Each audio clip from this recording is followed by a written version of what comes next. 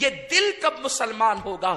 یارو خدا ہماری ٹوپیاں نہیں دیکھتا کتنی چھوٹی ہے کتنی بڑی ہے، کس رنگ کی ہے کس طرز کی ہے کیسی بنی ہوئی ہے، خدا ٹوپیاں نہیں دیکھتا، خدا چہرے نہیں دیکھتا، پھر وہ کیا دیکھتا ہے؟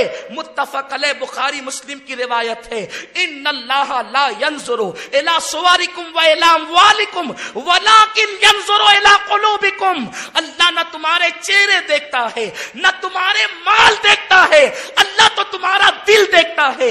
جو خدا نہیں دیکھتا اس کو سنوار رہے ہو، جس پر خدا کی نگاہ ہے اسے کب سنوارو گے؟ یہ دل پاپی ہے، یہ دل گندا ہے، یہ دل خشیت ربانی سے خالی ہے، اس دل کے اندر دنیا کی محبت کا کتا بھر چکا ہے، اس دل کے اندر دنیا کی محبت کا کتا بیٹھ چکا ہے۔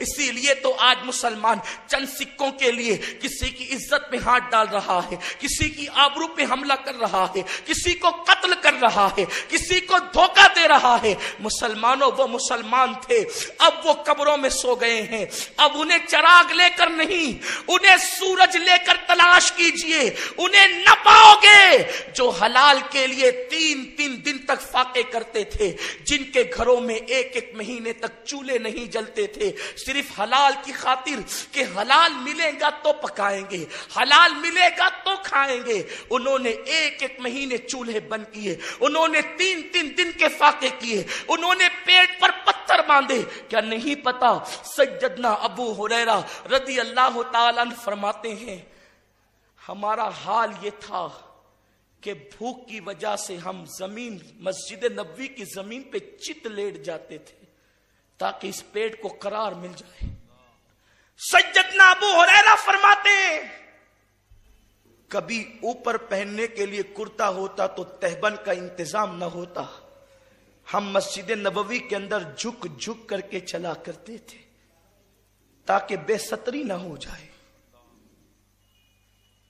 کھانا سب کچھ نہیں ہے، غذا سب کچھ نہیں ہے، نیند سب کچھ نہیں ہے۔ اگر کھانا سونا اور بچوں کی پیدائش اسی کا نام زندگی ہے تو بڑی معذرت کے ساتھ یہ کام تو کتا بھی کر لیتا ہے، کھاتا کتا بھی ہے، سوتا کتا بھی ہے، اس کے یہاں بھی بچوں کی پیدائش ہو جاتی ہے۔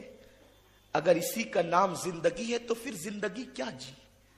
کتے کی اور ہماری زندگی میں فرق کیا ہے؟ بلکہ بڑی معذرت کے ساتھ ایک بات یہ کہوں، کتے کو بھی یہ شعور ہے کہ مجھے کیا کھانا چاہیے اور کیا نہ کھانا چاہیے۔ آپ نے کبھی نہیں دیکھا ہوگا کہ کتا گھاس چر رہا ہو، وہ گھاس چر کر کے گائے کا حق نہیں مارتا، وہ گھاس چر کر کے بکریوں کا حق نہیں مارتا، اسے پتا ہے کہ اللہ نے میری غذا یہ رکھی ہے مجھے یہی کھانا ہے۔ اے انسان تو شیطان کا کتنا آلے کار بن گیا کہ کتے کو یہ شعور ہے کہ جو میری غذا ہے مجھے وہی کھانا ہے، تجھے شعور نہیں۔ اشرف المخلوقات کہلانے کا حق کیا ہے؟ اپنے آپ کی ہم نے قدر کیا کی ہے؟ کیا قدر کی ہے ہم نے؟ کتا جانتا ہے کہ مجھے کون سی چیز چھوڑ رکھ کے دیکھیں، آپ جا کے تجربہ کر کے دیکھیں۔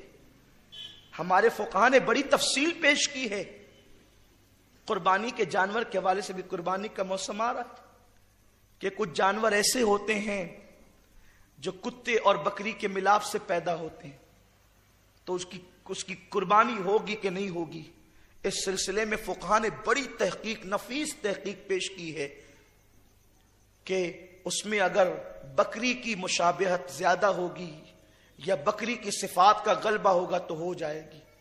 اب یہ ہے کہ دونوں اکول ہے، برابر برابر ہے، تو کیسے پتا کریں کہ اس میں کتے کی صفت زیادہ ہے یا بکری کی؟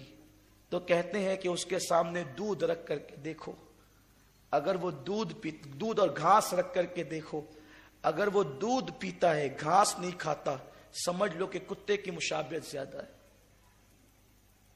اس طرح کی بڑی لمبی تفصیل ہمارے فقہاء نے بیان کی. یعنی کتے کو بھی یہ شعور ہے کہ مجھے کیا کھانا ہے کیا نہیں. اور ہمارا حال یہ، بلکہ کچھ تو اتنے بے باک ہے، مولانا بسم اللہ پڑھ کے کھا لو سب حلال ہے.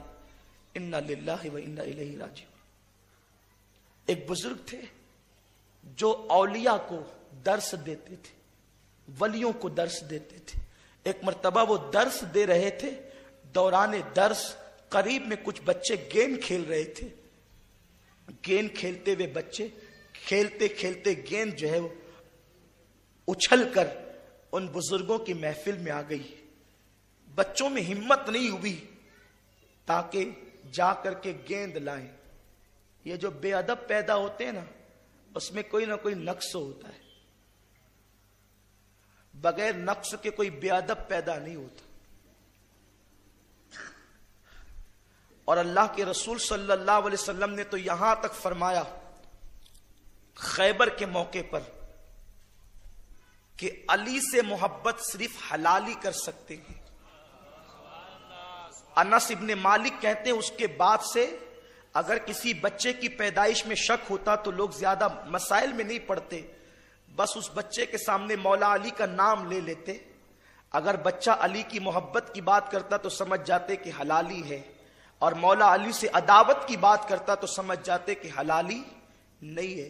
یارو جب غیر حلالی علی سے محبت نہیں کر سکتا تو غیر حلالی نبی سے محبت کیسے کر سکتا ہے؟ یہ جو بے ادبوں کی ایک ٹولی نکل رہی ہے نا، آقا کریم صلی اللہ علیہ وسلم کی شان میں بدزبانیاں، ہذیان گوئیاں جو ہو رہی ہے نا، تو ان سے کہو کہ پہلے یہ اپنے شجرہ نسب کو تلاش کریں. کیونکہ حضور کی محبت ہر ایرے غیرے کو نہیں دی جاتی. ادب اور تعظیم ہر ایرے غیرے کو نہیں دیا جاتا. جن کے نسب میں شرافت ہوتی ہے انہیں نبی کی تعظیم اور احترام دیا جاتا ہے. اسی لیے کسی مفکر نے کہا ہے نبی کی تعظیم اور ادب وراثت میں نہیں ملا کرتی، یہ ماں کی شرافت سے ملا کرتی ہے. ماں شریف ہوتی ہے تبھی نبی کی تعظیم ملا کرتی ہے، نبی کا احترام ملا کرتا ہے. بہرحال سارے بچے ادب کی وجہ سے چھپ گئے. جب بزرگ کا بچہ تھا اس نے پوچھا کیوں کھیل کیوں رک گیا؟ تو کہنے لگے کھیل اس لیے رک گیا، کھیل اس لیے رکا کہ بزرگوں کی محفل میں گیند چلی گئی ہے، کسی میں ہمت نہیں ہے کہ لائے. کہا بس اتنی سی بات ہے، اتنی چھوٹی سی بات ہے. بزرگوں کی محفل میں گیند گئی اور کھیل روک دیا. میں لاتا ہوں. آیا، سلام بھی نہیں کیا، گھسا گیند لے کر کے بھاگ گیا. لوگ حیران تھے، اتنے بڑے ولی کا بیٹا ہے، اتنا بے ادب، نہ سلام نہ کلام. سب بچے چھپ گئے گیند کو محفل میں آتا دیکھ کر، اور یہ آ کر کے بے باکی کے ساتھ لے گیا. وہ بزرگ صاحب کشف تھے، اللہ کے برگزیدہ بندے تھے. لیکن کبھی کبھی اہل کشف کی توجہ بھی امتحاناً ہٹ جاتی ہے تو تقدیر کا لکھا ہوا ہوتا ہی ہوتا ہے. کیونکہ انسان کی تدبیر پر خدا کی تقدیر ہی غالب آتی ہے. بزرگ نے فرمایا یارو قصور اس کا نہیں ہے، قصور تو میرا اور میری بیوی کا ہے. اب لوگوں کو حیرت اور ہوئی، اتنے بڑے بزرگ کا قصور کیسے؟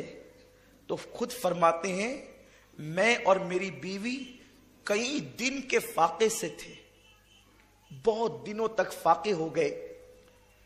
آدھی رات کے بعد ہمارے پڑوسی کو پتا چلا کہ ہم لوگ کئی دن سے فاقے سے ہیں، بہت دن سے ہم بھوکے ہیں.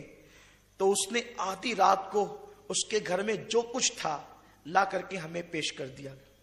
اب ہم بھوک سے اتنے بے چین اور مضطرب تھے کہ ہم نے کھانے کی کوئی تحقیق ہی نہیں کی کہ یہ کھانا حلال کا ہے یا حرام کا ہے، اس کے یہاں کس طریقے سے آتا ہے، وہ کماتا کیسے ہے. بغیر تحقیق کے ہم نے وہ کھانا بھوک کی وجہ سے کھا لیا. اور اسی رات جب پیٹ میں کھانا گیا تو دل نے چاہا کہ وظیفہ زوجیت ادا کریں، اور اسی رات یہ بچہ اپنی ماں کے پیٹ میں آیا. جو ہم نے مشکوک ڈاؤٹ فل کھانا کھایا ہے، یہ اسی ڈاؤٹ فل کھانے کا اثر ہے، مشکوک مشتبہ کھانے کا اثر ہے کہ یہ بچہ نافرمان اور بے ادب پیدا ہوا ہے. آپ مجھے بتائیں اگر اللہ والا مشکوک مشتبہ کھانا کھا لے تو ان کے گھر میں بیٹا نافرمان اور بے ادب پیدا ہو اور ہم جان بوجھ کر حرام کی منڈیاں لگائیں تو ہماری اولاد ہماری فرما بردار کیسے ہو سکتی ہے؟